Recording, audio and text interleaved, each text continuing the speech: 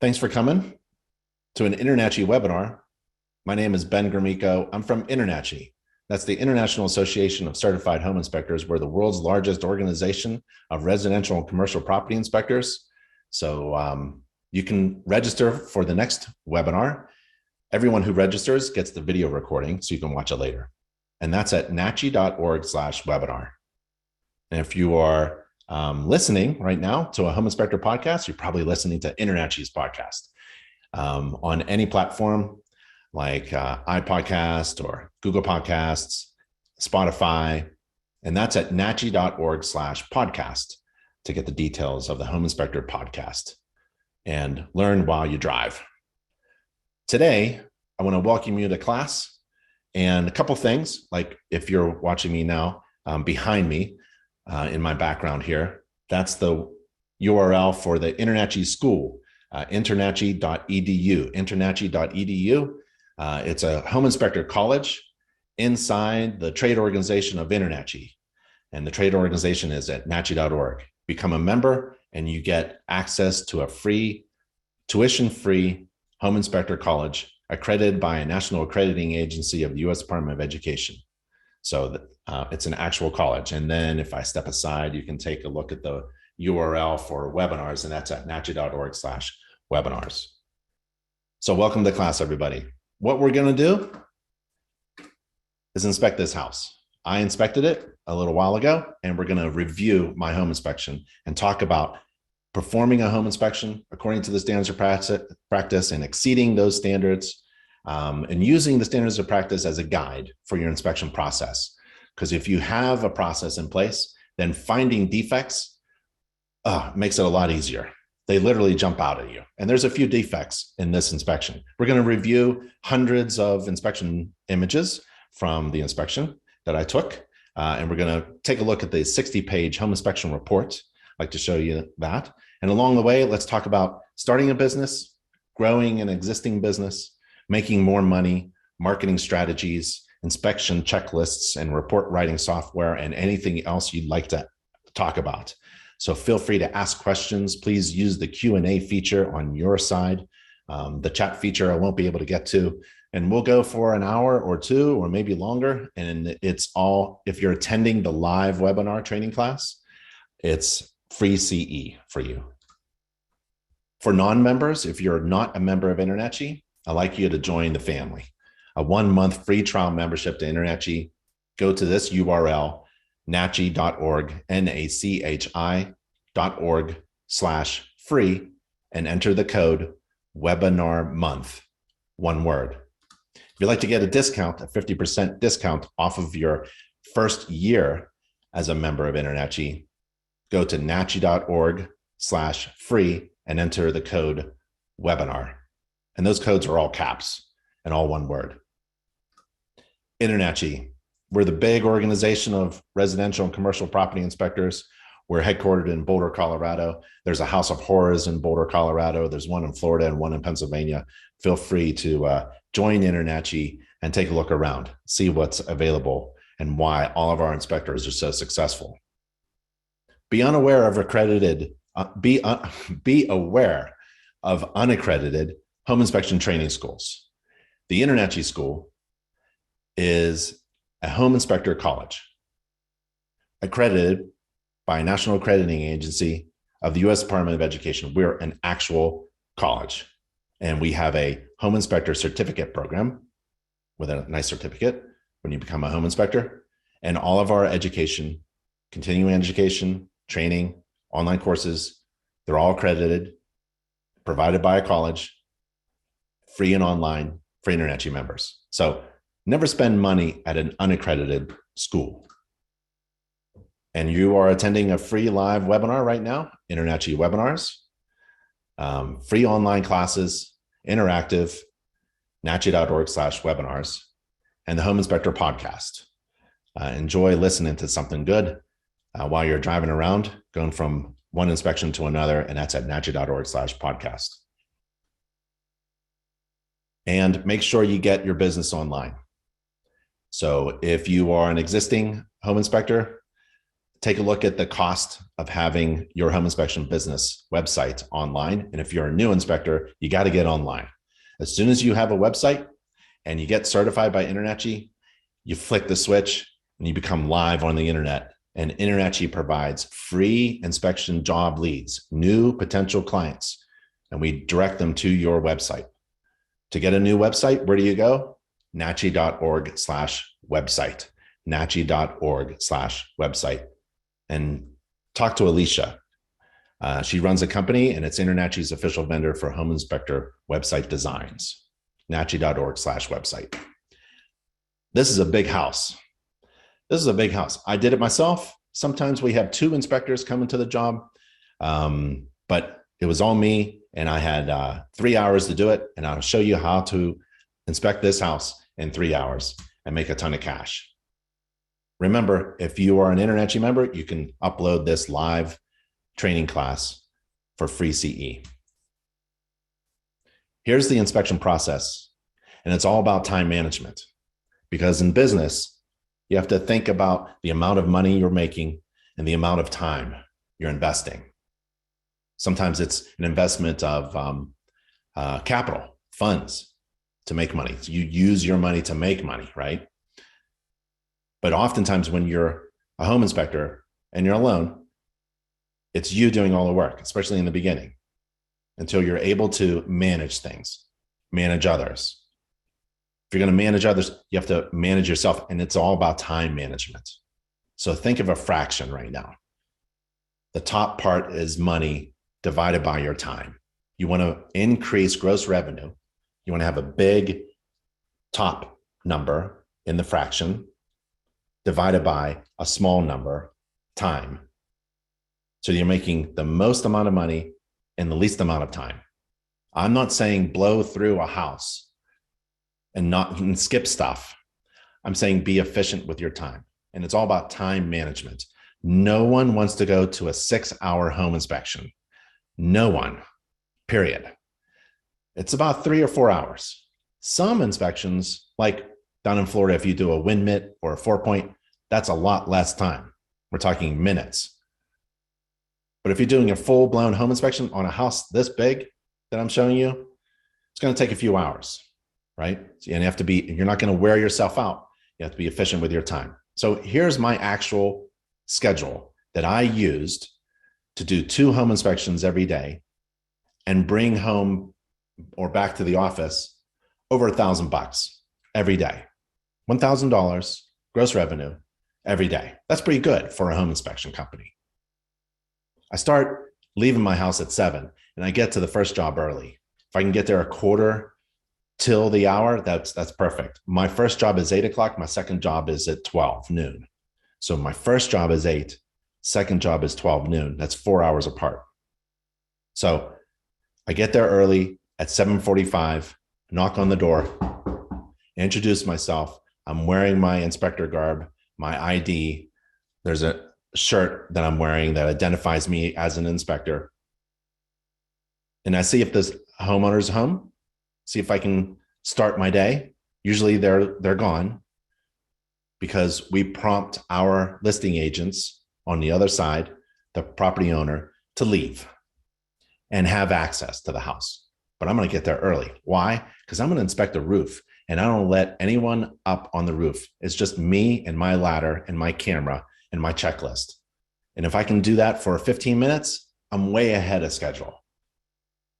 It's one of the most difficult things to do during a home inspection is the roof. The safest way to inspect a roof is to stay on the ground. According to the standards of practice, you're not required to walk upon any roof surface. It's dangerous to get up on a roof, even if it's a flat roof 10 feet above ground. It's dangerous to use a ladder. You can slip off the first or second run and break your leg. But in my company, we were trained. We were trained on ladder safety. We were trained, well, I used to be a home builder before a home inspector, so I knew how to actually walk on roofs and install roofs. And we were very careful. And that was part of our brand too.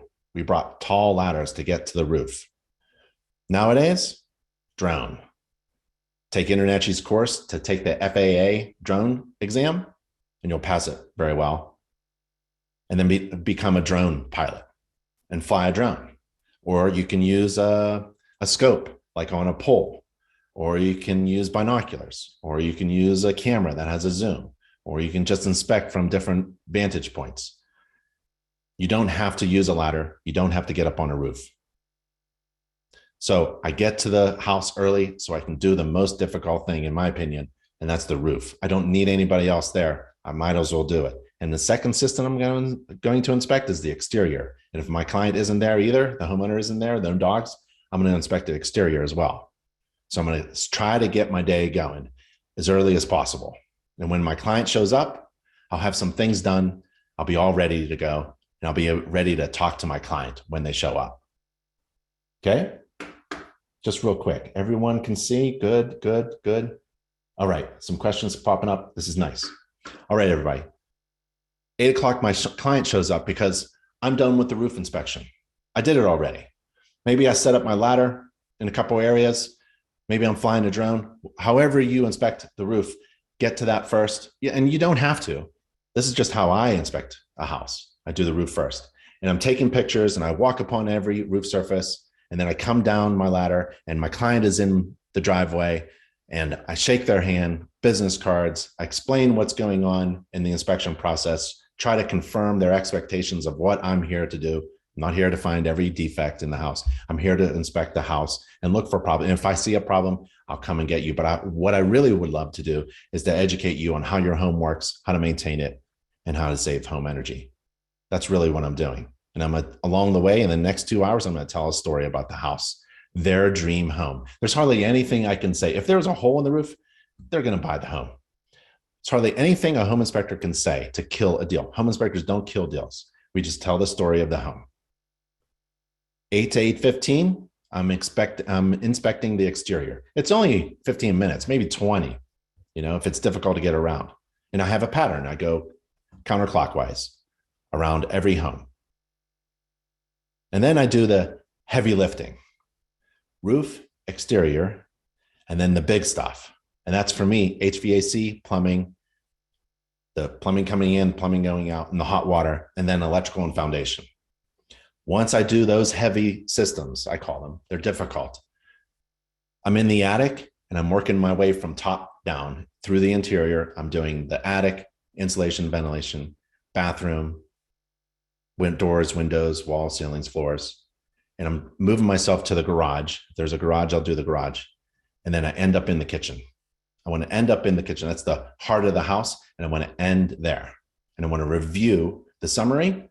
I'm going to click a button with my software that produces a summary for everybody, and then take a few minutes, maybe tweak the final report, and I'll have that available as well at the inspection, or maybe at the end of the day. I am not writing an inspection report at night. I hope my competitors do, but I'm going to be managing my time, writing the inspection report as I inspect, and producing the report after the inspection, ideally. And I charge my fee for the home inspection at the end, and I get paid with a credit card. But I also get paid for ancillary services. Because if I go to a home and I just perform a home inspection, I feel like I left some money on the table, so to speak. I didn't do enough in order to increase gross revenue. Remember the top part of that fraction divided by my time? I want to increase gross revenue. And one of the best, there's only 9 ways you can make more money in the home inspection industry. And one of them is adding ancillary inspections, additional types of inspections to your home inspection, and bundle it as a package for your client. Selling more stuff, more inspection services to each client is a great way to increase gross revenue. And then I leave at about 11 o'clock. I'm done. And I'm moving on to my second job, which is at noon. I have a change of shirts.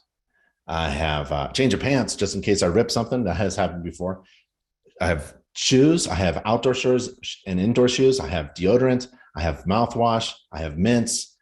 I have lunch. I pack lunch. I don't have time to go to Whole Foods or something and get good food. I don't eat fast food. I don't want to get fat. I want to be able to get into the attic spaces and crawl spaces so I don't hit McDonald's.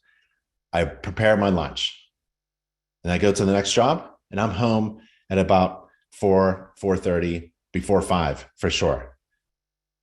And that's my schedule. Now take this schedule that actually made me very successful in my home inspection business. Bought a house, got married, raised kids, all that good stuff, put them through school, and compare it to your schedule. Maybe you only do one inspection a day. So maybe your time is a little bit different. Maybe you can extend your time, spend a little bit more, not too much, a little bit more time. Or you do 2 or more inspections a day. Use this as a comparison. Use this time management schedule to think about managing your time and being efficient. Same thing with your inspection reports. Write an inspection report and then compare it with reports written by certified master inspectors. In relation to increasing gross revenue with ancillary inspections, InterNACHI has over 60 different types of additional inspection programs offered by the only home inspector college on the planet Earth, internachi.edu. So go to nachi.org/certification in order to get trained and certified in ancillary or additional types of inspections in order to increase gross revenue. The standards of practice is the foundation upon which you build a successful home inspection company, or at least your process, right? Your inspection process is built upon that minimum standard. This is the absolute minimum. This is the absolute legal minimum. You have to, the standards of practice requires you to inspect a few things, and it also lists all the things you don't have to inspect. One of them is you don't have to find every defect in a home. And once you realize that, then home inspections become actually kind of fun, right?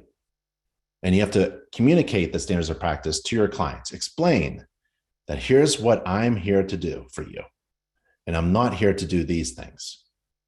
And then you use that standards of practice as like a checklist in the beginning. And you incorporate that into your software. And hopefully you've found software that runs on a mobile device so that you can carry it around with you, take pictures, take video, and write your inspection report as you inspect. You need a system in place. You need to have systems in place so that you're not doing everything.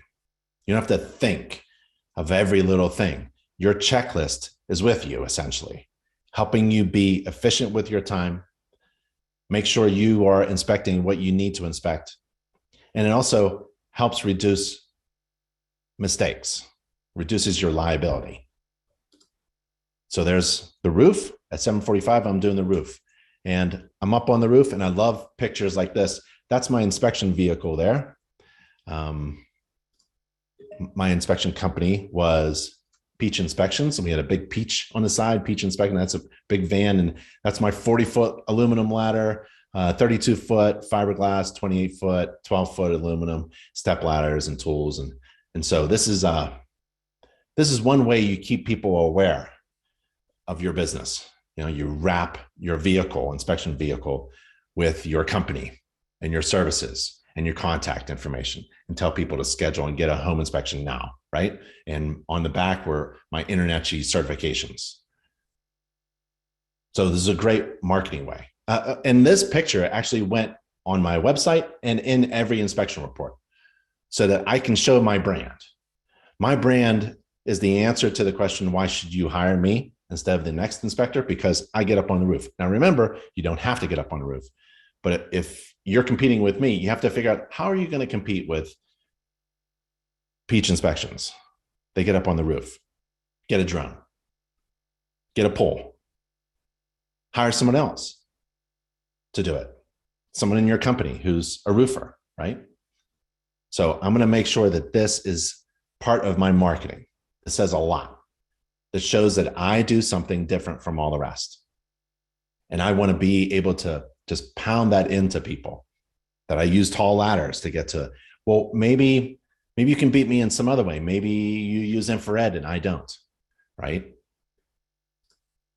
Remember, you're not required to walk upon any roof. But while I'm there, I'm taking pictures like crazy because they're free. So I'm snapping everything that I see.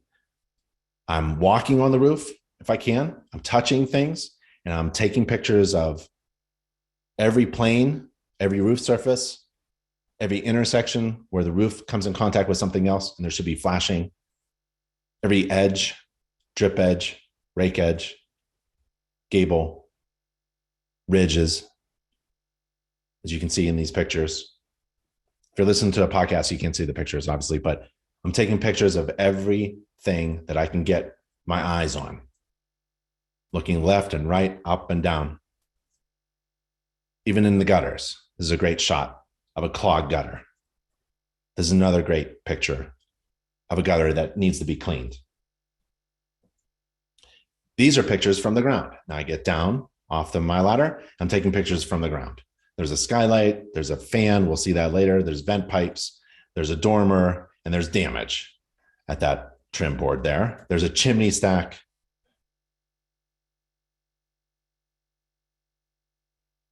I'm taking pictures of everything that I see, and I try to enter those pictures into my software, as many as I can, because it just looks good. But I also share those pictures with my clients. If you don't know how to inspect a roof, we have the education course for you. You go to nachi.org/education, and you do a little search on that page of all of our courses. We have over 100 courses, probably 150 courses, and you search for roof, and a lot of roof courses will pop up. If you don't know how to use a ladder safely, we have a ladder safety course. You go to nachi.org/education, and you search for the word ladder. And if I was a manager of other inspectors, I'd force my inspectors to take safety courses that InterNACHI provides. And one of them would be a ladder safety course. If you're going to compete with an inspector who gets up on the roof, you may want to be an FAA pilot, a drone pilot. And we have a course. It's based upon FAA preparation materials, and it's a free online course. You can take it at nachi.org/education, and then you search for the word drone. Right there is a defect. Do you know what it is?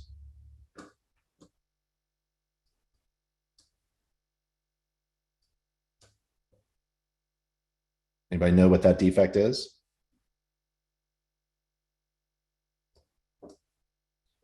Lisa, first one. Lisa Memolo, kickoff flashing. There's missing kickoff flashing right there. So as water comes down the roof and is intersecting with this edge here, with the stucco of the siding, it comes in this area, and there's usually a hole right here. There could be an opening. There should be flashing, and it's big metal or plastic flashing. We call them elephant ears. They look huge. They look like this. I'm cupping my ears. They look really big. The stupid big. The bigger, the dumber they look, the better they perform, in my experience. Little pieces of metal that are custom fit by somebody up there with a knife or something. No, that doesn't work. The problem is water gets right here, and then it misses the gutter, and then drains down the side, or worse, it goes underneath the stucco exterior, and no one knows about it until you get a home inspection. That's why every home should be inspected by a home inspector. There's certain things we're looking for. Obviously, this contractor, either the stucco, the roofing contractor, the gutters, there's so many professional contractors, they all missed it. Or they know about it and they couldn't communicate and figure out when it goes on, or who installs it, or who's responsible. That's why every home should be inspected by a certified home inspector, so we can catch these things and help homeowners maintain their home by fixing problems early before they ruin a home. Here's an illustration at InterNACHI's illustration gallery, and that's at nachi.org/gallery. And we have hundreds of high definition illustrations designed by our marketing team, created by our marketing team. And this is a way for you to communicate to contractors or to a real estate agent or a client about what a kickout flashing is and what it should look like and what is actually missing. It's hard to describe sometimes in words. A good indication of a missing kickout flashing are the streaks, the black water streaks on the siding below the gutter end, like this one, and like this one, and like this one, and like this one, and like this one. So we have no kickout flashings anywhere. And while you're looking around for defects, bam, you have a defect here. This is the dormer. It's probably one of those fake ones or very small. It's an odd looking dormer for a large house like this, architectural. And the wood trim all around the dormer is deteriorated, rotten. And that allows water potentially to enter the wall envelope. Where there's wood rot, there's cracking, there's openings, there's spaces where rainwater can get in, especially if you're in a climate that has a lot of rain, right? In order to inspect what happens when there aren't any kickout flashings, or what happens when the exterior siding or trim is rotten, it's all about moisture intrusion and detecting it, inspecting for moisture intrusion and trying to figure out if some things have come in. So you should have some tools, maybe not in the beginning when you're just starting off as a home inspector and you're building your business, but eventually you should invest in two tools that go together, an infrared camera and a moisture meter. An infrared camera helps you see things that you wouldn't normally be able to see without it. And a moisture meter is the follow-up tool. It corresponds, it's a companion with an infrared camera. An infrared camera can tell you an anomaly, like you're looking at something that could be wet, that could be dry, that could be hot, it could be warm. But a moisture meter can confirm whether it's wet. So you need both. So we have training, as you can guess, and it's online and it's free for InterNACHI members. And to become infrared certified, that's the federal registration certification mark, federally registered certification mark to be infrared certified. To use a camera, go to nachi.org/IR, nachi.org/IR to be infrared certified. Got a nice logo there. Learn how to find moisture intrusion problems for your clients. So now, as I'm inspecting this system, the first system, I'm thinking of other things inside the house, because a house is a system of interdependent parts where one part affects all other parts. And if you have a missing component of a system, kickout flashing at the roof system, then that could affect things on the inside of the house. So I'm going to keep this in mind. Remember, I've got the roof to do, I've got my client showing up, and I've got the exterior to do, and then I go inside. I have to keep all this in my head, right? That's why walking around with mobile software is really handy. You can write yourself notes to check for moisture intrusion caused by things, defects that you have found already during the roof inspection. Okay, according to the Home Inspection Standards of Practice, the inspector shall inspect from ground level or the eaves the roof covering materials, and that's asphalt shingles, and there's my vehicle. The gutters, and we've got some gutters here, and they're clogged. The downspouts, we've got downspouts. So I follow the roof covering. I'm thinking of rain, and I'm inspecting the roof and the gutters and the flashing, and the gutters are going to catch that roof and then bring it down the house and to the downspouts. And here I have underground pipes. Okay, but the downspouts I'm going to be inspecting because I can see those. I'm not required to inspect or report upon anything that's buried, like underground pipes. And there's a disconnect between the downspout and the underground drainage pipe that it's supposed to be connected to, inserted into. This is a problem. It's separated. That's another one. There's a few of them that are separated. There's one that's connected. That's how it's supposed to look down here. But it looks like this. This is no good because this is going to drain out and cause water, gallons of water during a heavy rainstorm to collect next to the house foundation. And now I have three things to think about, right? And it's all about water. I haven't even gotten to the exterior yet. kickout flashing, stucco, moisture intrusion into the wall cavity. I've got clogged gutters. Oh, that's more clogged gutters. I've got downspouts, right? Discharging next to the house foundation. I've got trim at that dormer near the attic at the roof, right? That could be leaking. It's just so much fun. Now I've got a downspout that has been disconnected from the exterior wall. So that's loose. And here's another loose strap. I'm not required to inspect anything under here. I can't even see this. What is this? It's dense vegetation, we call it in the standards of practice. And I'm not sure where this goes. I think it goes underground. I could use my hand and take a look and a closer look. But remember, if it's restricted from your visual inspection, right? Good. I see some texting. Okay. The next thing, vents, flashing, skylights, chimney, and other roof penetrations, and the general structure of the roof from the readily accessible panels, doors, and stairs. So that actually is incorporating into the standards of practice something that you'll actually inspect later. I know of one person who inspects the underside of the roof before they get up on the roof. That's a good safety procedure. It's a little difficult to do for me in the way I handle home inspections, but actually the attic inspection comes much later, about 2 hours later from right now. I'll be in this space looking at the underside of the roof structure, looking for that dormer with the water leaks, looking for structural issues, water penetration, ventilation, insulation, and things like that. The inspection of the under roof attic space actually, for me, comes later in the inspection process. But here's a picture of it. According to the home inspection standards of practice, I've got to describe the type of roof covering materials. That's easy, asphalt shingles. And I have to report any need of correction of active roof leaks.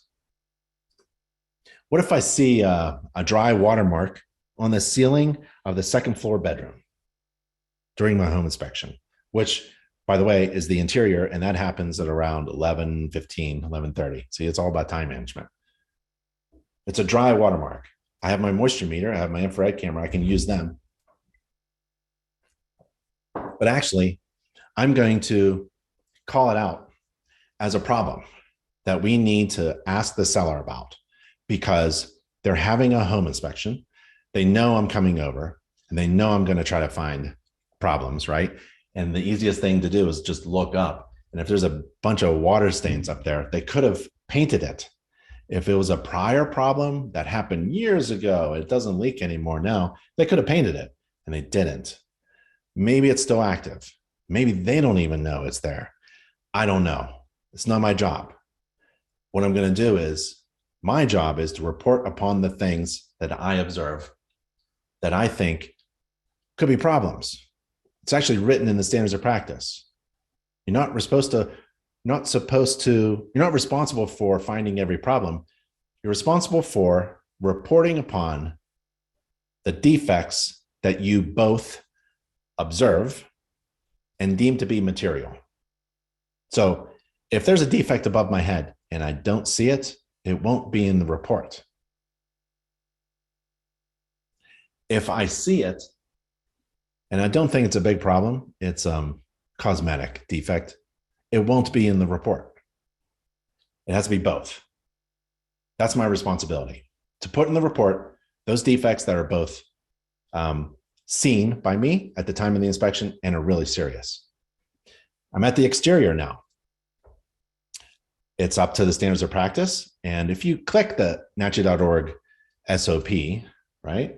Let me bring this over. You get to the standards of practice. I love the standards of practice. Just reminds you of what you are really responsible for. And you click exterior, there's the standards of practice right there, right? And I love this part. The inspector is not required to what? Well, I'm not required to inspect inside the wall, right? I keep thinking of the water intrusion at that missing kickout area. If you're not sure how to inspect the exterior, Home Inspector College, InterNACHI.edu, we've got the exterior courses for you. We've got a few of them. You just go to NACHI.org/education. And in the search field, you type in exterior. Here's the standards of practice. I'm required to inspect the exterior wall covering materials. That's what it's called. You can call it siding, but according to standards or code, they call it exterior wall covering materials. The roof system, actually, you're not inspecting the roof system, you're inspecting the roof covering materials or the roof covering, because the system has a bunch of components that you can't see. And remember, if you can't see it, you can't report upon it. You can't see the fastening, you can't see all the fasteners, you can't see the underlayment, right? You can't see the flashing, the step flashing. You can see all the step flashing, counter flashing. No. And that's part of the system. So what you really want to concentrate on are your words. So right now, I'm inspecting the exterior wall covering materials. I just got finished inspecting the roof covering materials because that's what I can see, just the roof covering materials. So we got some stone, beautiful stone, beautiful stucco, except for the kick out and the water stains underneath the gutter ends. Really looking good. Little splash here. Maybe the gutter is overflowing and splashing some dirt up on the siding. No big deal. Got some wood trim. That's the front porch there. I'm required to inspect the eaves, soffit, and fascia. Representative number of windows. Obviously, I can't inspect all the windows. I'm not going to carry my ladder around and get to the third floor windows. So the standards of practice realizes that. That's why it's representative number. I'm going to take a look at the windows on the outside, and same thing on the inside, representative number of windows. And here's this. Oh, did you see it? Yeah, I can stick my finger right there. So we've got wood rot. Reminds me of the dormer, right? I was checking out the roof and we saw some trim with wood rot. Well, we've got trim here with wood rot. So I'll take a picture of that. Some people will probably say that I caused that damage. I didn't, but that's why a photograph before and after, before you touch it and after you touch it, is really valuable sometimes. Comes in handy. I'm required to inspect all exterior doors. There can't be that many. I'll be able to inspect all of them. Here's the front door, right? I'm looking for maybe trip hazards, maybe wood rot at the bottom. You know, when I inspect a door, I inspect it like I inspect a window. Any hole through the wall envelope, I'm going bottom left, bottom right, top left, top right. I do the corners. Well, actually, I do the top first. So top left, top right, bottom left, bottom right. Think of rain.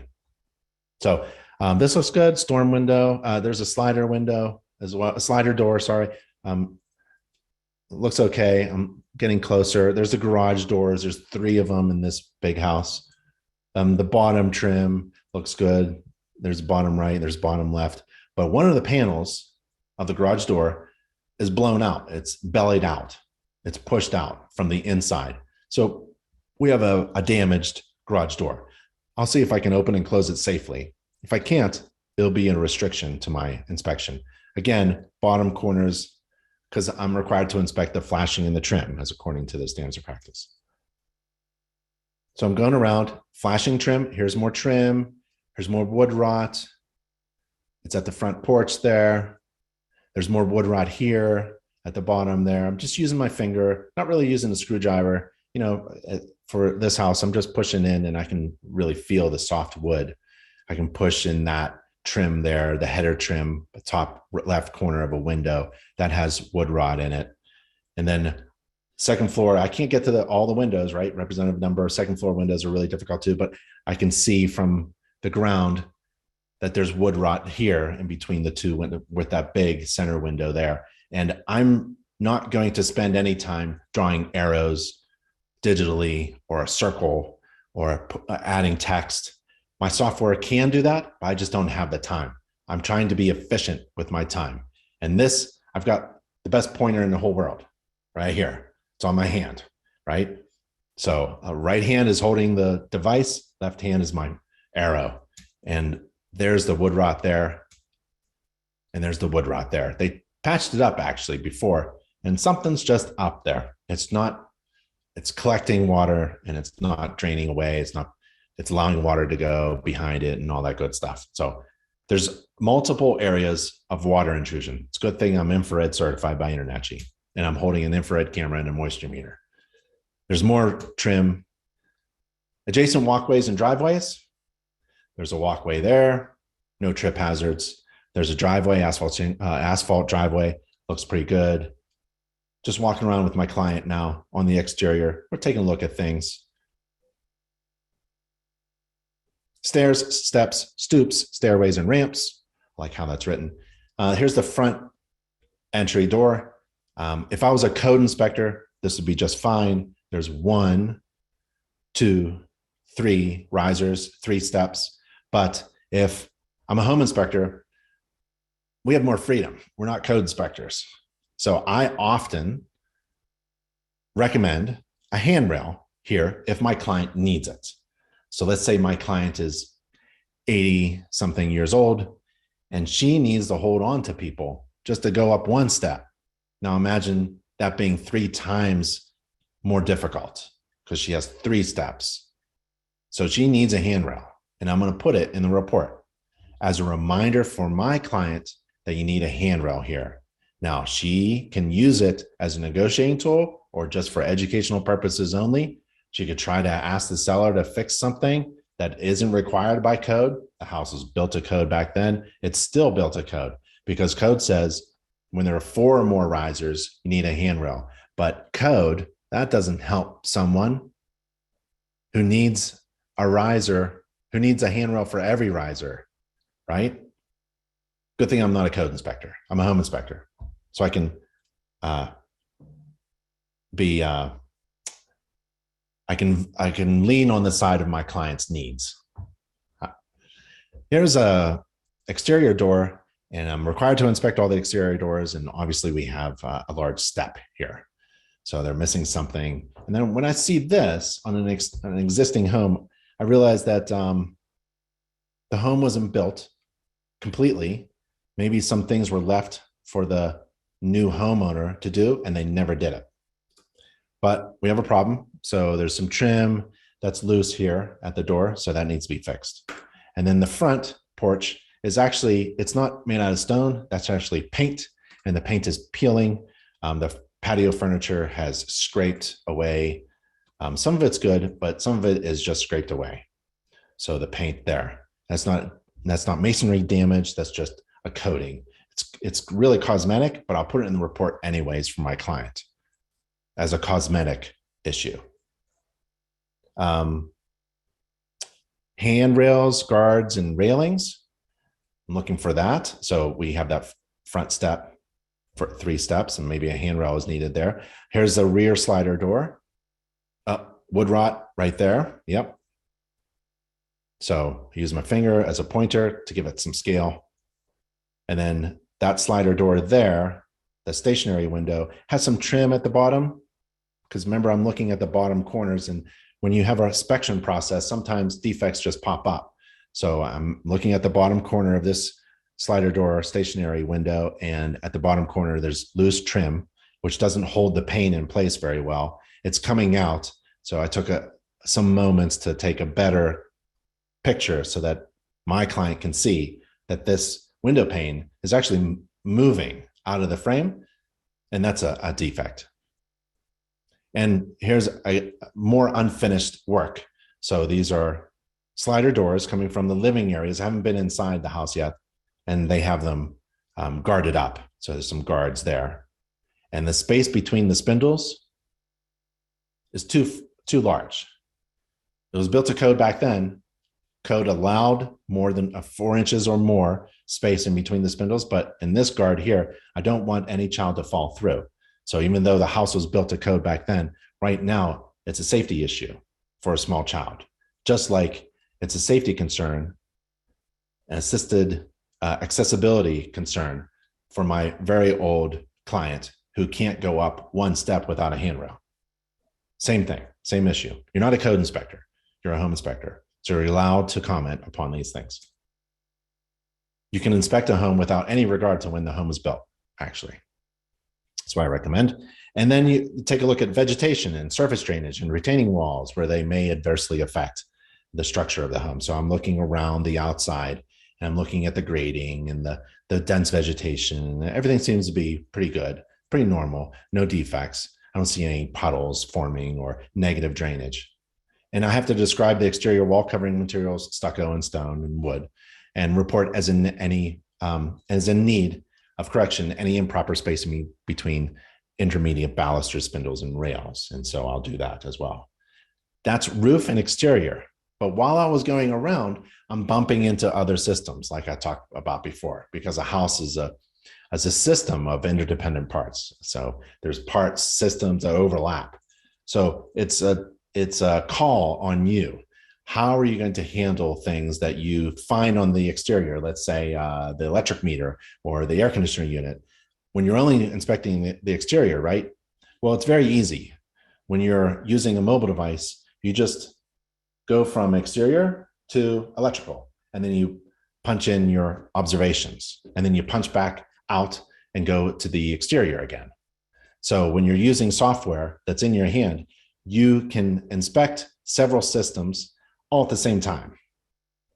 Here's a component of a system. That's the dryer exhaust. I'm not sure what this is, but I'm going to take a picture of it and then figure it out later. It looks like it was installed after the home was built, and it has a screen on it, so it can't be a dryer. It has to be something else. And it's actually the vent for the bathroom downstairs. And there's some switches on the outside for lights. All exterior receptacles have to be GFCI protected. There's one there, and I'm testing them with my GFCI tester, and it's tripping on the inside. There's an exterior hose bib, a water faucet, a hose bib, and it's not frost-free. It should be frost-free in this climate because it's going to freeze.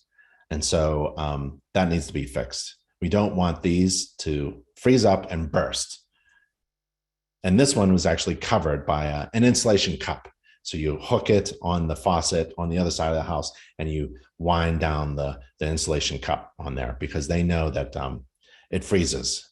And so that's a good indication of, that's not a solution. The solution is to get a frost-proof hose bib. So bibs that are subject to freezing temperatures, including frost-proof hose bibs, should have their stem extended through the building insulation into an open, heated, or semi-conditioned space. There should also be an accessible shutoff valve installed on the water supply pipe that leads the hose bib. There's a bit of a standard there for building, a building standard or code. Even though you're not a code inspector, you can use code to your advantage to make yourself a better home inspector. You can talk about frost-proof hose bibs. And that's an illustration right there. If you're trying to communicate what is your observation and what is your recommendation, use InterNACHI's illustrations, and they're at nachi.org/gallery. You can download any, we have hundreds of illustrations. You can download any illustration to help improve you communicating in your inspection report. Remember the heavy lifting? I'm about to do that right now. So I did the roof, I did the exterior, and when I'm saying like I did them, I actually inspected them, I communicated with my clients about them, and also I'm done writing the report of those two sections. So next is heating, and I'm going to inspect, talk, and write all at the same time. Take some practice. That's why you should inspect your house a dozen times, where there's no risk of you failing with a client, a fee-paid client.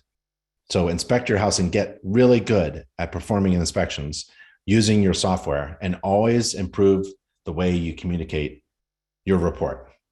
Always work on your sentences, the terminology that you use, the illustrations that you use in order to help communicate your observations. Here's the thermostat, normal operating control. Here's the heating system. I know it's high efficiency because I have plastic vent pipes for the exhaust and the air intake, and I have a sealed chamber with a little window there to look at the port. And I also have a gas line coming down, gas shutoff valve, drip, hard line going into the system.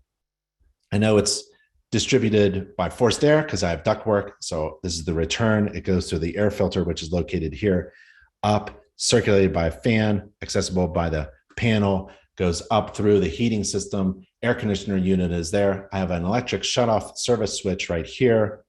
I have some tubes coming out, so I know that this is high efficiency condensate producing.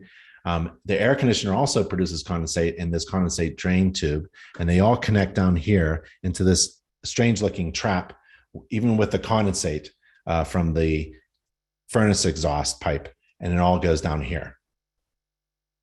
Pretty good. I don't know what this is. We'll take a look at it later. I take the panels off and I look at the system components.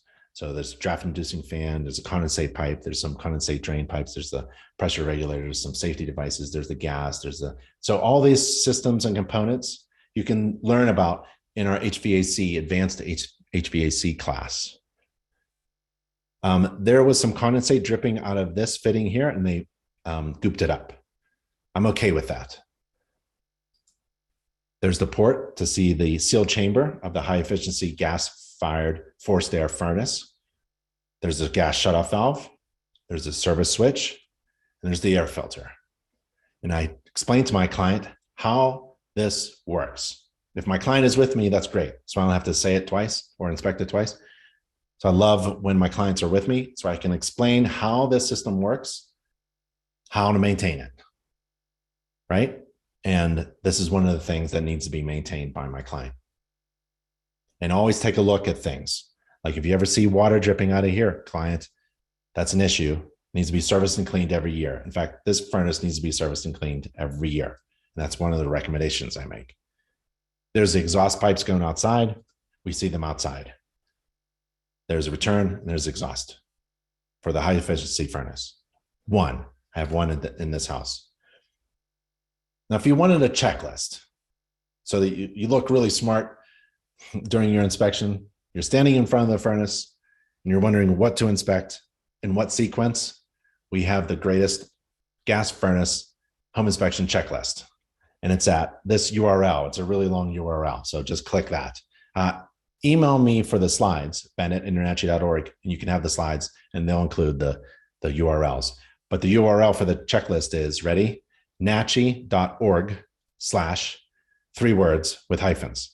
Home inspection checklist. Home-inspection-checklist. nachi.org/home-inspection-checklist. And there you'll find the gas furnace checklist and also about 20 other different types of checklists. According to the standards of practice, I have to inspect the thermostat, or I have to describe the thermostat, where it's located. There it is. The energy source. There's the gas meter coming to the house.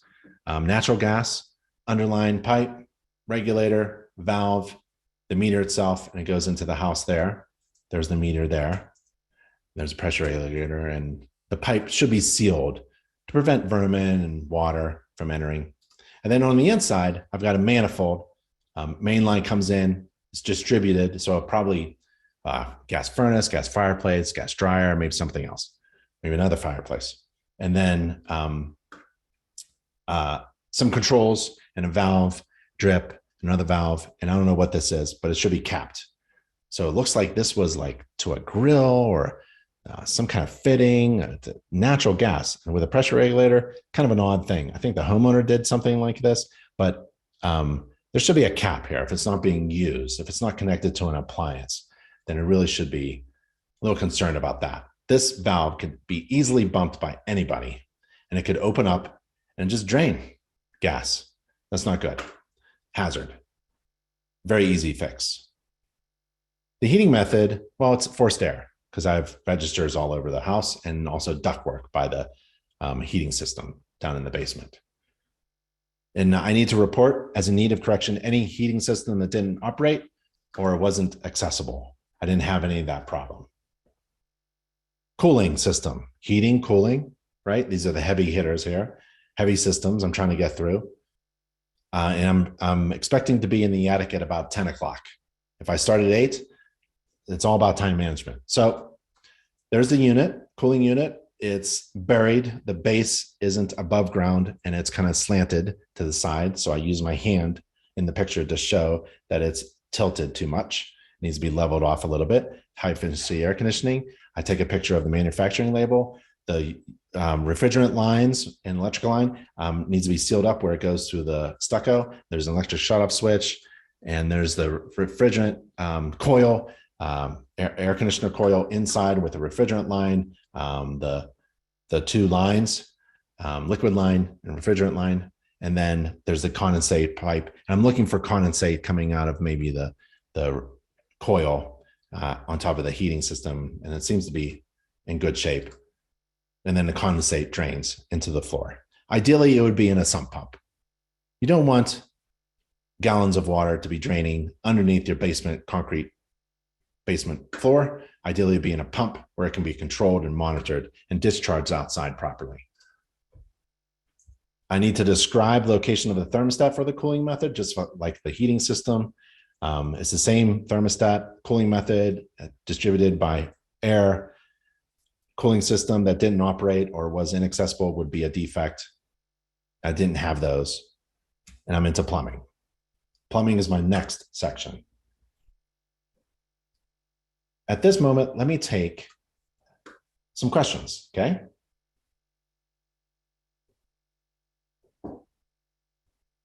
Hector Garcia, we don't have any regulations about home inspections in Argentina. Let's see if we can see this. What could be the best way to convince our politicians on this? Many thanks. That is a heavy, difficult question, but I'll be willing to answer it if you just give me an email, ben@internachi.org, and I'll try to help. But it all takes education.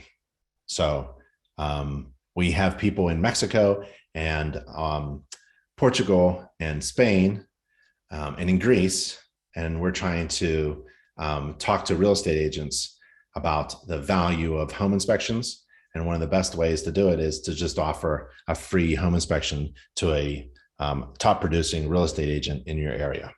They like to talk about the value of getting something to their clients. So that's one way of doing it. Bottom up communication. If we can't stay the whole time, will there be a link? Yes, Ralph, just email me, ben@internachi.org, and I'll send you a link to the video recording of the webinar. What if you damage the roof by walking on it? I won't. I'm trained. I've installed roofs. But if I do, if I damage anything, I'm going to fess up. I'm not going to hide it. I have damaged things in the past, like property. I've damaged bowls in the kitchen, coffee cups and things like that. I've damaged some railings, but that is a call. I've damaged garage doors. They've fallen. I've damaged wood rot by sticking my screwdriver in them, pipes, cast iron pipes by pushing on them with my screwdriver. So if I damage someone's property, like I dropped a vase, that's on me, right? If I damage wine that was in a refrigerator and I tripped the ground fault that it was plugged into and I didn't reset it, that's on me. But if I find damage, like if something damages, something crumbles in my hand, a piece of wood, a pipe, a gutter, a downspout, if a window falls out while I opened it, I didn't damage it. It was damaged and I found the damage. If I use normal operating controls for the heating or cooling system or the garage door opener and the garage door fails, it comes out of the rail or something like that, something happens while I'm inspecting according to the standards of practice using normal operating controls. If the dishwasher leaks on the floor because I turned the dishwasher on, these things are not my responsibility. These things I'm supposed to find. I'm supposed to create these problems and put them in the report and communicate them to my client and to the homeowner. I'm supposed to find problems. And if I damage them, if I create problems, like I fill up the Whirlpool tub in the master bedroom on the second floor, and then I drain it, right? And it's never been used because no one uses those things. And the drywall falls in the kitchen, right? Because of all this water coming out of the tub because the plumber forgot to connect the pipe. I caused that damage, but I'm there to cause that damage. I'm there to find those problems. If I flush the toilet and it leaks all over the floor and into the crawl space, I'm there to cause that problem. It's not my responsibility. I'm there to find that problem, even cause it to fail if it's in failed condition, right? So that's your job, to cause damage, essentially, according to the standards of practice and using normal operating controls. But if I, like I said, I tripped a ground fault in a garage and the wine that was chilled got warm, well, I use that to my advantage because that's what we train in the home inspection business course at InterNACHI. If you do something like that, what you do is you take full responsibility and you make sure everybody knows that you've made everybody whole again, that you have fixed the problem. So I came back with wine and money and flowers. And I made sure that the seller talked about it. The seller talked to the agent and the agent talked to the other agent. And now that story spread through the real estate office. Now everybody knows that, oh, this happened, but Peach Inspections, the home inspector, made everybody whole again, and even more so. They made a mistake and everyone is good. Everyone's a win. So there's two types of damage. One, you have to take responsibility for, and the other one, which is more common, are the things that fail right in front of you because you're the home inspector and you are required to find those problems, right? Required to report upon those problems that you found. Find it hard to finish a home inspection in 3 hours. I see from the schedule, need to cut, which means cutting smaller stuff out. Do I draw a line? You just need to practice, I would say. Really is. A home inspection on a 4,000 square foot house, it's 15 years old, should be about 3 hours, most. And that's a full home inspection with a client and family walking around, talking, inspecting, taking pictures. So in the home inspection business course, and in the master class, there's a master class for home inspectors. And in the introduction to home inspections course, so many courses, we teach you to practice. Get your software and practice. Like, for example, go into the kitchen, practice on your own home, right? Go into your own home, in your kitchen, get your software out, go to the kitchen section of your software and inspect the kitchen in less than 10 minutes, because that's all it should take. What are you doing in there? Cooking something. What? And go to the bathroom, right? The half bath should be 2 minutes.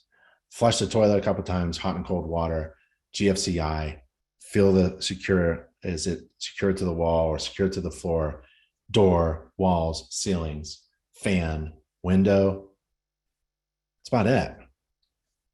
Couple minutes in the bathroom. If you can't inspect a bathroom in a couple minutes, half bath in a couple minutes, yeah, you just need to practice. That's all. Don't cut stuff out. Don't not flush the toilets in order to be faster. Don't not turn the dishwasher on because you need to cut time. No, you just need to practice. Comment on small stuff. Worry about error and omissions issues. Go to nachi.org/insurance and get help there. nachi.org/insurance. Kick out flashing, what shingles are happening about electrical wires lying on the ground. You report that. Yeah. Electrical wires should not be laying on the ground. Yep. Please repeat or recommend. Please repeat what you recommend for the upper level patio doors with guardrails only for better safety. There's nothing to do. I mean, the guard is there. The space between the spindles is too far apart, small enough for a child to fall through. That's a safety feature. But the guard is there. So there's really nothing to do. There's no requirement to add a big deck to every slider door, second floor slider door. It's nice, but you need something to prevent someone from falling. And that's a fall protection device, that guard. What about Aruba? Yeah, I think we should start a chapter in Aruba for sure. I better go there this year. When are you considering ready to seek paid inspection? When are you considered ready to seek paid inspections?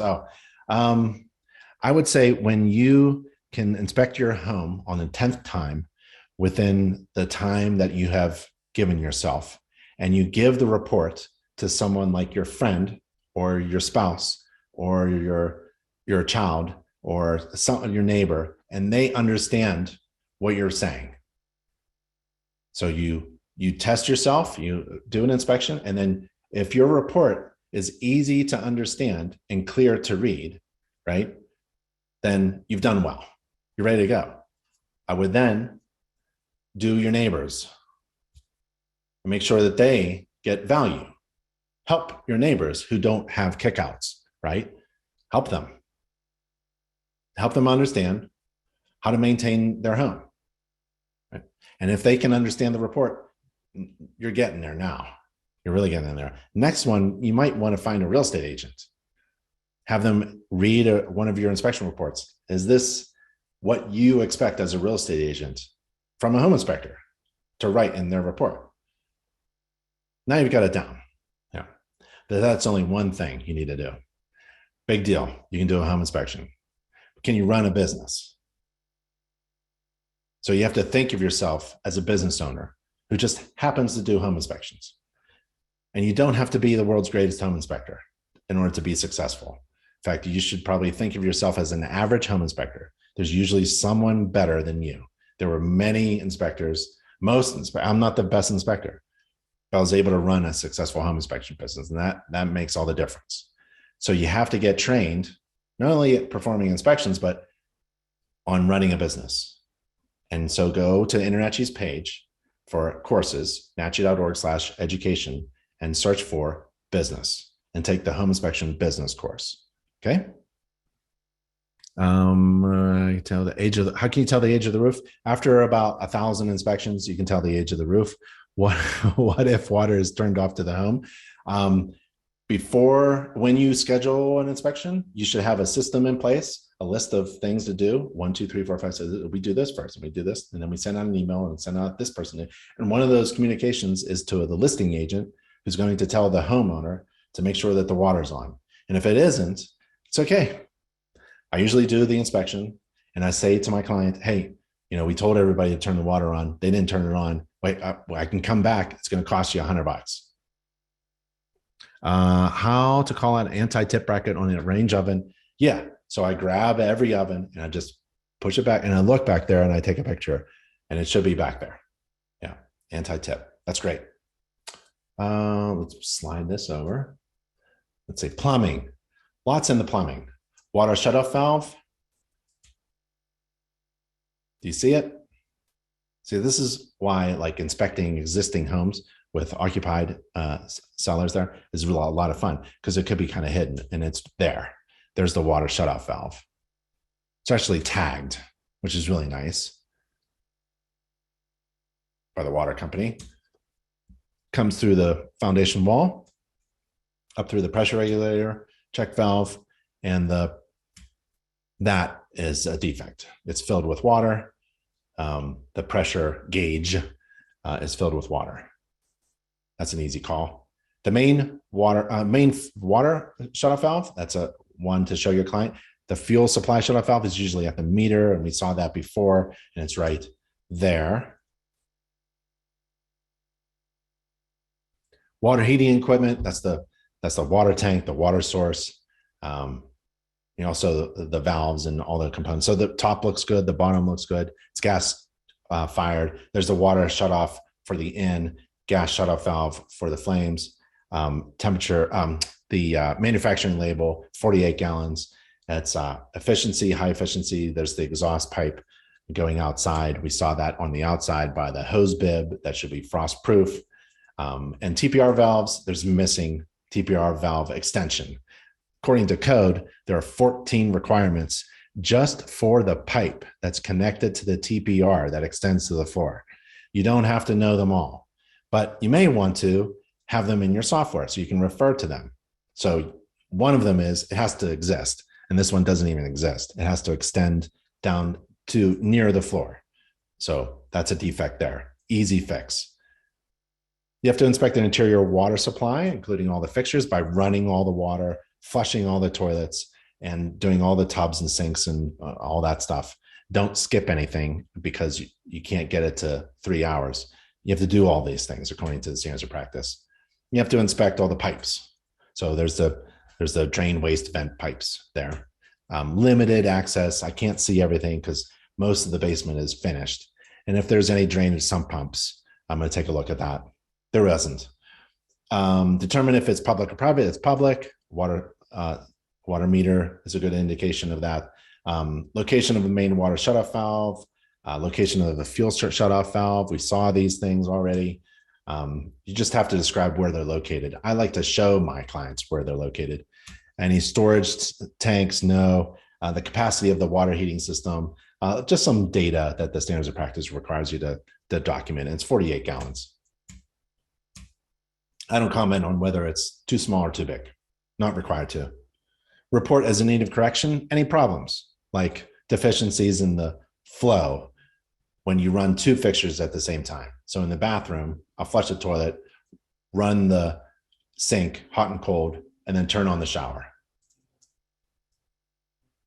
Just like that. And that should be functional flow coming out of the shower head.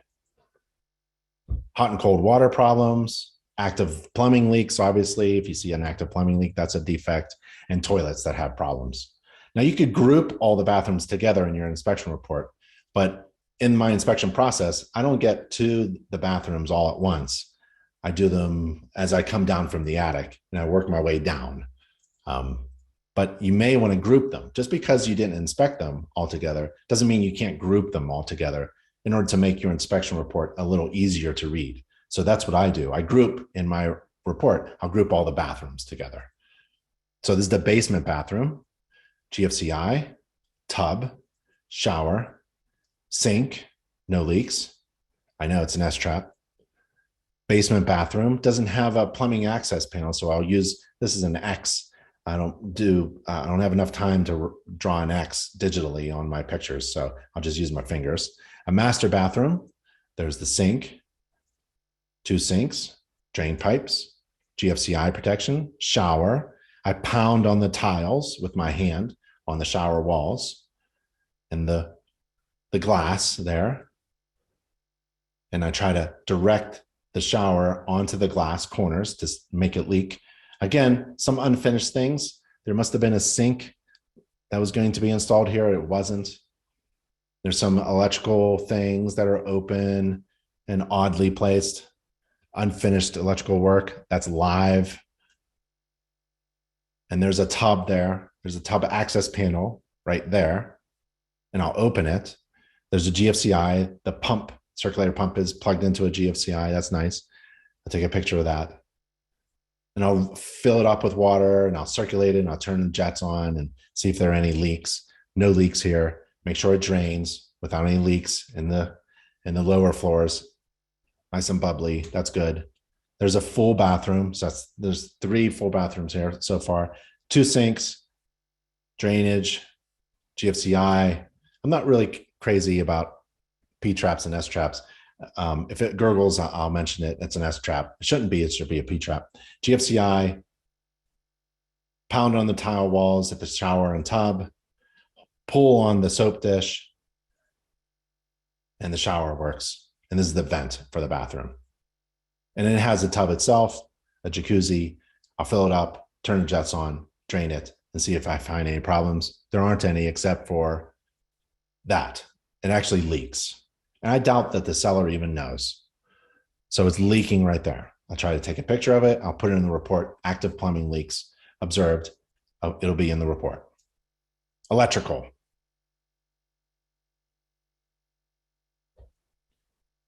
I have to inspect a bunch of things in the electrical system. It looks like a lot, but it isn't actually. All of these are grouped together. So the service drop is service drop overhead, the attachment point, the service head, the gooseneck, the drip loops, the service mast, the conduit, the raceway, electric meter, and the base. They're all kind of like, and the service entrance conductors, they're all kind of like in one big group, right? You can inspect them in seconds. Okay, so according to the standards of practice, I have to inspect the service drop. What's a service drop? Well, electrical service terminology is really important for home inspectors in order to communicate clearly, maybe to even contractors. And we have an online course, How to Perform Residential Electrical Inspections. And we go over service terminology. And we have an example. We have arrows, and we describe every part, every component of the electrical system. So it's a really good course. I highly recommend taking InterNACHI's free online How to Perform Residential Electrical Inspections course. It's really good because you're required to inspect all these components of the electrical system, including the service drop, overhead conductors, attachment point, service head, gooseneck, drip loop, service mass, service conduit, raceway, electrical meter, and base, service entrance conductors. And there's the meter there and this home inspection. You can see it's attached to the house, but there's no service mast. There is an underground conduit in this inspection picture. There's a service entrance cable going out of the meter and through the exterior wall, heading to the main disconnect at the main electrical panel board. That needs to be sealed to prevent vermin and water intrusion. And there's the grounding. You have to inspect the main service disconnect. That's usually at the panel. Sometimes it's outside by the meter, depending on where you are. Like in California, that would be outside usually. Main service disconnect must be clearly marked. It is. The main disconnect must be either inside the house or outside the house, as close to the service conductors where they enter the house. It can't be in a bathroom, and no more than 6 breakers can be used to disconnect the service conductors. So we have a 200 amp panel main disconnect. 2 fingers means 200 amps for me. Panel boards, overcurrent protection devices, that's the breakers and fuses. There's the main disconnect. This is the main panel with a disconnect. There's the breakers there. I take a picture before I open the door, and I take a picture of it. Make sure I document what is going on before I touch things. And right here, I have a GFCI that has been tripped off, and I'll reset it because I tripped it when I was inspecting the receptacles on the outside of the house. You're not required to remove the dead front cover according to the InterNACHI standards of practice. I do, in order to see what's inside. It's not safe. We're not recommending that you do it, but some inspectors do. I have 2 more panels, subpanels. There are the breakers to the subpanels. There's 100 amp breaker and there's another 100 amp. So I know I got 2 subpanels, a big house. Surge protection. There's subpanel number 1. There it is there. I take a look at the breakers and the wires, and the neutrals and the groundings wires are separated. All looks good. Subpanel 2, the GFCI is tripped. I'll reset it because I tripped it already. There's 1 breaker that's in the off position. It has duct tape. It was torn off. It was secured, I guess, but I didn't tear the duct tape. I took a picture of this panel, and you can see the duct tape was torn off already, and the breaker was in the off position. This is the GFCI breaker that was tripped off. That's me. You can reset a GFCI breaker, but you should never, ever reset a breaker that has been turned off or tripped off, right? Breakers shouldn't be tripped off, and they shouldn't be turned off and then turned back on. You could activate something that you don't want to activate. A GFCI, of course, you can reset an AFCI, yes, but a GFCI, and even AFCIs, be careful. If you're testing the AFCI circuit, you have to know that you are testing it and have someone to even help you. It's really nice to have another helper with you. Careful resetting anything, GFCIs or AFCIs. GFCIs, you're probably okay. AFCIs, careful. And a turned off breaker, forget it. Or a tripped breaker, don't. It tripped for a reason and it's turned off for a reason, and I'm not reactivating it. But guess what I'm going to do? I'm going to document it, and I'm going to ask my client to ask the seller to explain what's going on here, especially with the duct tape. It is connected. Sometimes breakers that are not used are turned off, but this one I can see because I removed the dead front. That's connected. So I'm not going to turn it back on. The neutrals and grounds are split. That's great. At a subpanel, I have a 20 amp breaker. It says dishwasher, but it's on a 14 gauge circuit wire. I know that this is a 14 gauge circuit wire because I can find it and bend it or even look at the labeling. So back to the breaker, what we have here is a defect because this is a fat breaker on a thin wire. You want these 2 to correspond. If this is a 14 gauge wire, this has to be a 15 amp breaker max. And we have a 20 amp breaker. This is allowing too much current to pass through the small wire. That's a defect. There are also wires hanging around and literally, and they're live, and they're a defect. This needs to be capped off, finished, secured. This is no good.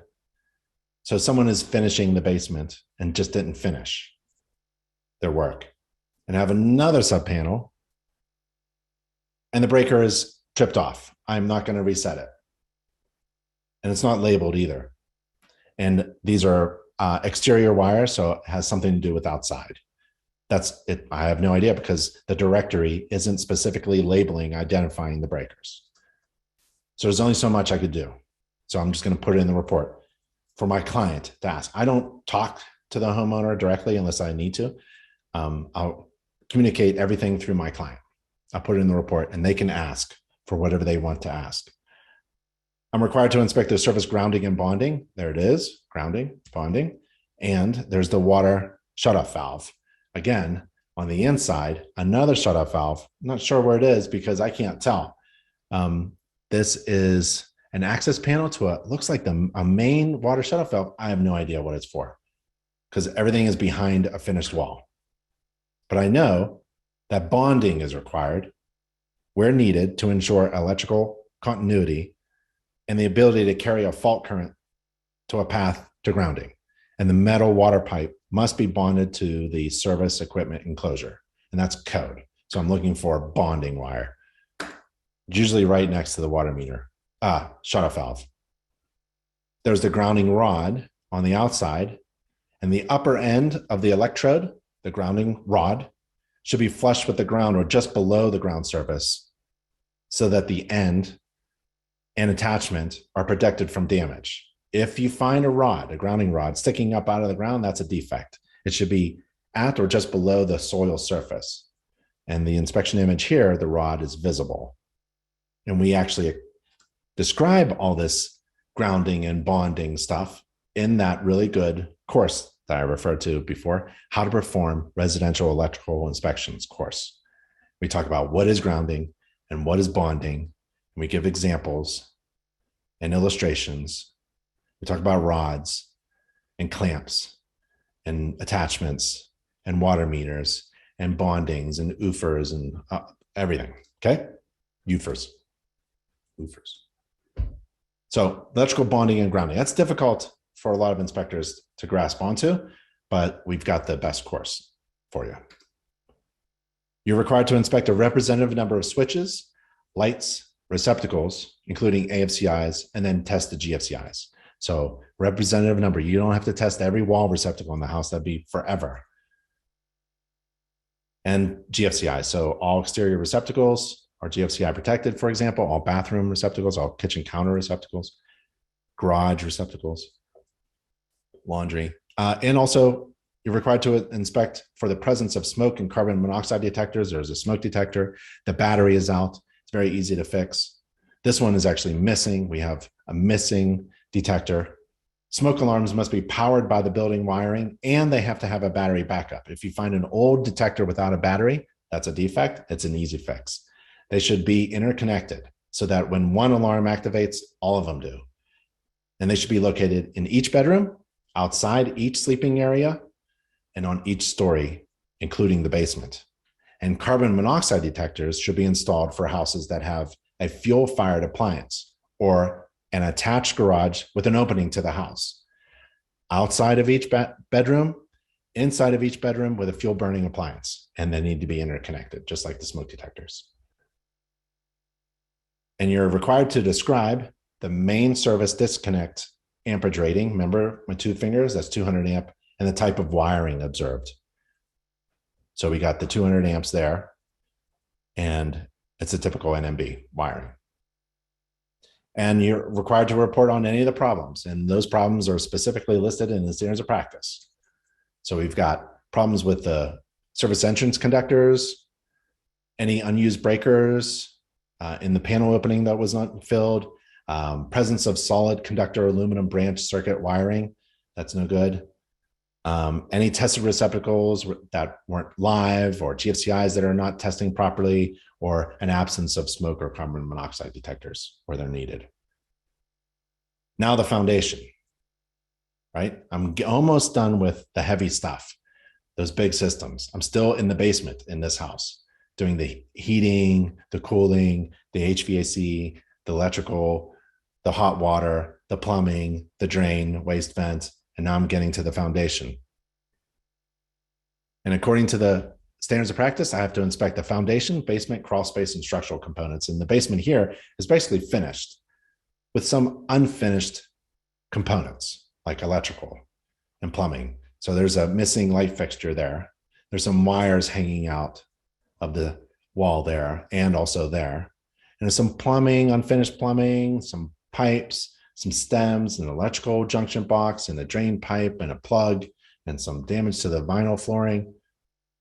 So I can't see everything. A lot of things are covered up by insulation and drywall and personal items. But I'm looking around and snapping pictures, looking for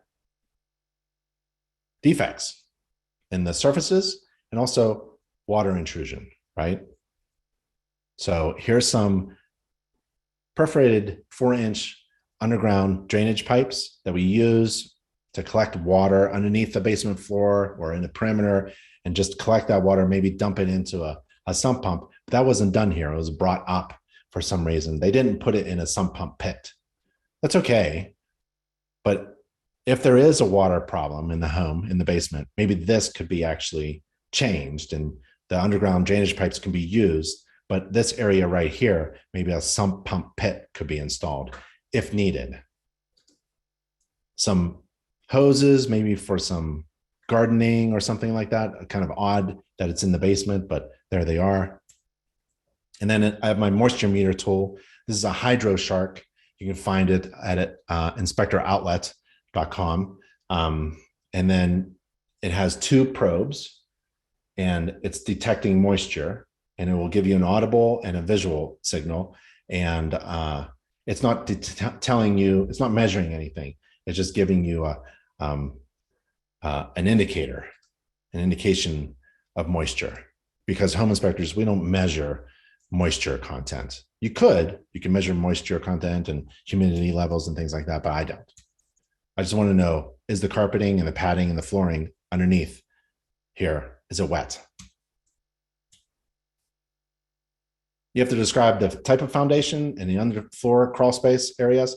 And if you're a little weak on structural, we have a structural issues textbook. We also have a structural issues course. We have a structural articles. So we have a ton of content for you if you're in need of that. And there's a few things that you have to report upon as in need of correction, like any wood in contact with dirt.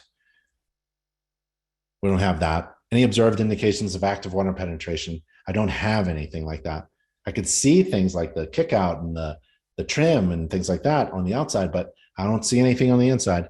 Observed indications of possible foundation movement and any observed cutting or notching or boring of framing members. I don't have any of that. I'm in the attic. I'm done with, at this point, I'm feeling really good because if I'm going to move to the attic, it's about 10 o'clock and I know I've got about an hour left and I'm going to get paid at the end of this inspection. And that's my goal, to do a great inspection, educate my client, write a report, and then head to the next one. And in the attic, I'm required to inspect insulation, ventilation, and mechanical exhaust systems. So there's the attic space. We've seen this picture before of the underside of the roof, asphalt shingle roof. I'm looking for any structural problems or active water leaks or wood rot or anything like that.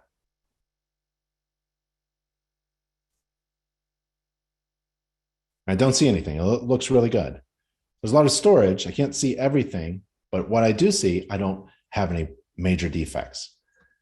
This is one of those things that I can talk to my client about so that they can save home energy. So this is an interior door that leads to the unfinished attic space. And it's an interior door. It's not an exterior door. It's a bedroom door. So it's not insulated. It's not weather tight. There's no weather stripping. There's a lot of air and heat loss here. So we can talk about this essentially being a large hole in the building envelope. I bet the heating costs and the cooling costs heating costs, especially in the wintertime, are extraordinary because this door is just essentially an open hole. It's not insulated, and it's allowing a lot of conditioned air to escape the house into the unfinished attic space and leave. And that's a lot of energy that could be saved. So we have that. There's the roof fan providing ventilation. And I'm required to inspect the mechanical exhaust systems in the kitchen. There's that. The bathroom has a window, and the laundry, and that exhausts outside. And you have to describe the type of insulation. It's fiberglass insulation, the approximate depth of the insulation, and report any need of correction of any missing insulation. Okay, in the interior, I'm moving the interior now. And basically I come out of the attic and I'm working my way down. I'm gonna go through the interior rooms and the bedrooms and the bathrooms, get to the garage, and then I go into the kitchen and I finish up in the kitchen. And it's a representative number of doors and windows by opening and closing them. Floors, walls, and ceilings, stairs, steps, landings, stairways, and ramps, railings, guards, and handrails, and then you get to the garage. So there's a missing light fixture component at the ceiling fan. There's some unfinished wiring down in the basement. The floors look good, representative number of wall receptacles. There's some drywall cracking, pretty common. This window is in good shape. It tilts. The skylight looks in good shape. There's a crack there. It's pretty common at the top right corner. It's not major structural. There's the bedrooms, more wall receptacles, switches, floors, corners, windows, doors. This window wouldn't lock. The lock just would not work. There's more wall receptacles. And then you get to the garage. You're required to inspect the garage vehicle doors and the operation of the garage vehicle door using normal operating controls. And there's the garage openers. There's 3 of them, and they're all connected with extension cords, which are really for temporary use only. I'll put that in the report. But they're supported well. Springs, safety lines, safety cables. Remember the damaged bellied out panel of the garage door? Well, I can see it from the inside now. Somebody whacked it there. But it opens and closes still. The garage ceiling looks okay. I don't see any problems. There's a lot of storage. I can't see everything. A lot of things are, blocking, like that door there. I can't open it, and I don't want to because remember there are no steps outside. So that's a safety issue because somebody could open that door and run right out. That'd be terrible. And there are a lot of storage, and every receptacle in the garage needs to be GFCI protected. There's a missing plate there. And the photoelectric eyes of the garage door, I always test them with my foot. Fireplace. We do have a fireplace. I knew that from the outside when I saw the chimney stack. So we have 2 fireplaces. We also saw that at the manifold as well, the gas manifold down in the basement. So there's 1 fireplace. That's in the master bedroom. It was off, but I turned it on. Flick of the switch. The gas valve is already on. I don't turn gas valves or water valves. If it's on, I'll turn it on. And it worked. There's another fireplace, gas fireplace insert. Has a little circulating fan. That's really nice. It wasn't plugged in though, and it wasn't wired properly. So that didn't work. But the unit itself turned on with a flick of a switch. I'll turn that on. Make sure the damper is open. I'm required to inspect the components of the fireplace, including the damper door.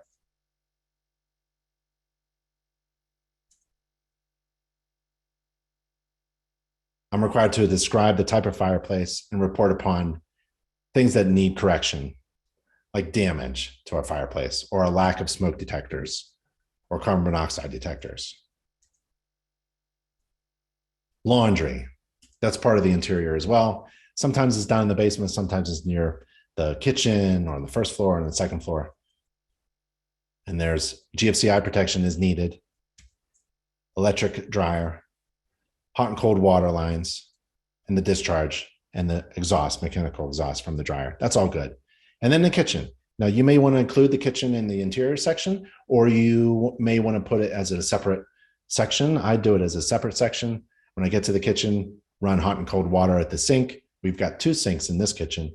There's a garbage disposal, turn that on. GFCI protection everywhere. That's all good. Dishwasher, I turn that on a short cycle. Second sink, that works. No leaks there. The rear left burner of the gas stove did not turn on for me. Probably you have to do something that the homeowner knows about, but I don't. So I take that picture and I basically point at what is wrong. The oven turned on, nice oven. Mechanical exhaust goes outside. And then I do a report summary. Because I'm using software, with a click of a button, I can produce a summary report that everyone can share. And then the full report, I may take some time, a few minutes, to make sure it's in good shape, the entire report. And I'll have that available at the end of the inspection, or at least at the end of the day. And here's the report. So it looks really nice. When you go through one of my reports, and they're online so that you can compare your reports with mine, you'll see that I try to throw in as many pictures as possible. People love pictures. And I'll tell you the truth, I don't think a lot of people actually read the entire report. They just look at the summary. But I make really good inspection reports, just in case someone reads it. And if you're in court, they're going to ask for your inspection report anyways. So it better be written really well. And there's the pictures of the roof, the downspouts. Remember, the downspouts are not connected. There's the chimney and the fireplace, and that fan wasn't wired in properly. And there's the stucco and the missing kickouts and the holes where the electrical line goes in. And there are all that wood rot here and there. And the cosmetic thing, the painting coating on the porch floor wasn't all that great. And the water hose bibs. And the dryer vent pipe has some lint inside it. And that exterior window with the slider, that was falling out of frame. And the steps are missing at that garage door. And the garage door panel is bellowing out. And the heating system, that's in good shape, but the air filter was dirty. It needs to be serviced and cleaned every year. And the seller and the homeowner, we all agreed that there's apparently inadequate flow coming to the second floor bedroom over the garage. We figured that out. We ran it, tried to get that air to come out. You can use toilet paper if you wanted to, tissue paper, and put it over the vent, right? You can see if there's any air coming. If there isn't any air, that tissue paper just lays on top of that register. So it's one of the tricks that we have. There's air conditioning. So it's going to be serviced and cleaned, and then they're going to look at that airflow coming to that second floor bedroom. And what I do is when there's an improvement or repair needed or a correction, it's red. That has helped me in small claims. I don't try to hide. Someone sued me because they claimed that I missed cat urine on the padding underneath the carpeting in the living room. My client moved in, tore out the carpeting, smelled the padding, cat urine. The seller didn't disclose that they had a cat, so it went back on the seller. But I wasn't responsible anyways because it specifically stated that I'm not responsible. Home inspectors aren't responsible for like anything that's underneath the floor covering. We can't see things. We can't report upon things that we can't see. So that was beyond the scope of my inspection. I won that in small claims in like 5 minutes. But any correction that I have, I'm going to make sure that my client sees it. I'm not going to hide it with blue ink or black ink. It's going to be red, and it's going to be all caps and italicized. So I want my client to improve things or correct things that need to be improved or corrected, or to monitor things that need to be monitored, right? Older hot water tank, missing TPR valve. And there's the electrical. Got electrical problems for sure. Remember the overfusing and live wires hanging. No moisture problems. Like I took pictures of good things, right? There's no moisture detected. And I used this moisture probe so that everybody could see that I was trying to do my best to find things. And there's the attic door there. That needs to be corrected. And there's the bathrooms. And there's a leak. Remember that leak at the tub there? A few things in the laundry room. And there's the kitchen. And these are all good things. Like, the kitchen system, you have to think of it as a system and then components of that system. So the system is the kitchen, and then there's the faucet. That's a component of the kitchen. Garbage disposal, receptacles, GFCI, dishwasher, gas cooktop, gas oven, exhaust fan. And then the interiors is the next section. And then there's components of the interior: carbon monoxide detectors, smoke detectors, windows, doors, receptacles, lights, switches, fans, walls, ceilings, floors, security system. And then we don't inspect pools. The house had a pool. Back then, there was no training or certification program for inspecting pools. So that was a while back. I inspected this house a while back. But nowadays, that would have been inspected by us for an extra $150. And maybe I have an inspector who's learning, and he or she does the pool inspection or the ancillary inspections, and then it does the windows and doors and things like that. Or I just add a little bit more time to do the pool inspection, probably a half an hour to do the pool inspection. So we need to stretch the time to accommodate that. Half an hour, an extra $150, I'll take that any day of the week. And you do those ancillary inspections to get trained and certified to increase your gross revenue with InterNACHI at nachi.org/certification. And there's the illustrations to help me communicate a little bit better, some topics in my inspection report. You can download that from InterNACHI. There's a report conclusion and a reminder that I do walkthroughs. There's a little letter that I leave behind for the seller, and then I get paid. And use a credit card. Everyone uses a credit card. And get paid immediately. Receipts go out, shake everyone's hand, give my home maintenance book to my client, connect and network with the real estate agents, make sure that the homeowner who's moving, likely in the same neighborhood, knows about me. And it's all about that nurturing of relationships, right? And I move on to the next job. And that is about it for my inspection of this house. Takes a few hours, but man, you can make a great living doing it. Let's see if there are any questions, and then we'll wrap up. Home, I remember this. Loose GFCI outlet flopping around under jacuzzi. No, it should be secured. You're right, William. What about having the day or hour visible on each photo? I don't like to do that. It gets in the way, but you could. I don't see any problems with it. Usually the pictures that I take are used elsewhere in my marketing and flyers. So I don't want that information there. And now I'm using those pictures for webinars just like this. Do you recommend changing both smoke detectors and carbon? Yeah, every smoke detector and carbon monoxide detector has a date on it. You can open up and there's usually a date. And I think the recommendation is every 5 or 10 years. It's good for the homeowner. I always recommend my homeowner just come in and replace them all. It sounds crazy, but replace them all and then buy new fire extinguishers as well, for the kitchen especially. Are you making note of all the storage items in the garage? Yeah, because those pictures help describe the inspection restrictions. I can't see everything. And conditions change when the homeowner, the current seller, moves out, everything gets cleaned out. And then sometimes you see things, right, that were covered up. And I want to make sure that if someone has a complaint, I get to re-inspect it. And if I see the problem, I'll show the picture and I'll say, well, remember the garage? It was filled with a lot of stuff. And this is why it wasn't in the report. Can't see it.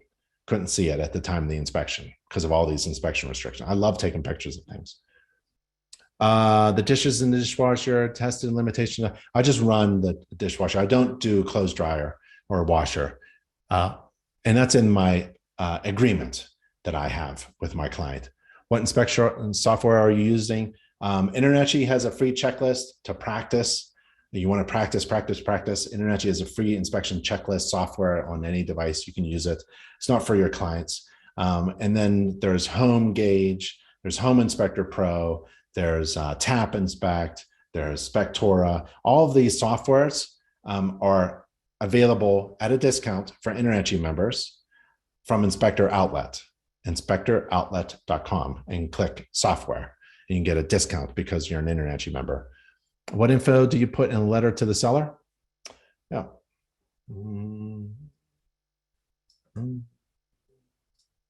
It says,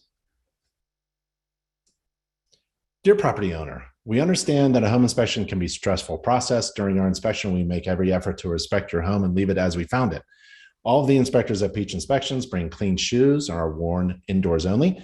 During the inspection, we look at over 500 items, some of which need to be tested, opened and closed, and turned off and on. We try to put back those items to the original setting or condition, but some items may be overlooked. Here's a list of some of the things you want to check before.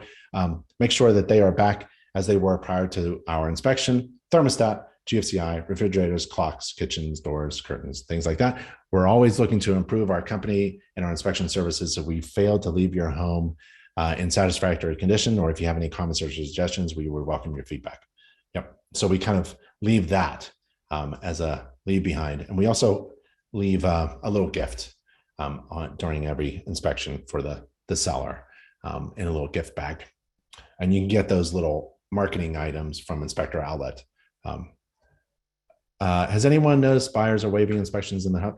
Yep. That has been a trend, and in many areas that trend is going away. There's been a lot of articles, like in the Wall Street Journal, about home buyers and real estate agents getting in trouble for waiving the inspection. Ben, thanks when you realized don't have fun. Yeah, so much more fun when you realize you don't have to find everything. That is correct, Daniel. Have fun during the inspection. This is one of the best jobs I've ever had. I've dug people's sewer ditches with a shovel. I've been a home builder, backhoe operator, newspaper delivery boy. This is the best thing. I've built homes, and inspecting homes is much more fun. It's so much fun meeting new people and helping them make informed decisions. A decision about the biggest financial decision they'll ever make in their lives. And you get to meet your neighbors. You know, they're essentially in your market area. That means within driving distance, that means essentially your neighbor, right? So you're helping out some people, and now you're in their network, and you take care of them like clients in your network. You have a network of clients, not just customers. Customers buy pizza and hammers. These are clients. And whenever there is a problem in their home, you have left behind a home maintenance book with a dozen reasons for you to be called whenever there is a problem. They should call you first. If there's a roof leak, they should call you, the local, trusted, third-party, neutral home inspector first to give your opinion as to what to do, because you all know what the contractor wants. Contractor wants to fix stuff and open things up and keep on going. The home inspector just wants to inspect and educate the homeowner as to the condition of the home. That's all we do all day long. And we have a lot of fun doing it. I had a lot of fun doing this webinar. And thank you so much for being a part of the class and going with me through the home inspection. And if you need me, here's my contact information at nachi.org/contact. The next webinar is at nachi.org/webinar, and listen to the podcast, the Home Inspector podcast, at nachi.org/podcast. My name is Ben Gromyko. I'm from InterNACHI. That's the International Association of Certified Home Inspectors. And I thank you for being here during an InterNACHI webinar. Stay safe and healthy, everybody. And I'll see you at the next class. Bye.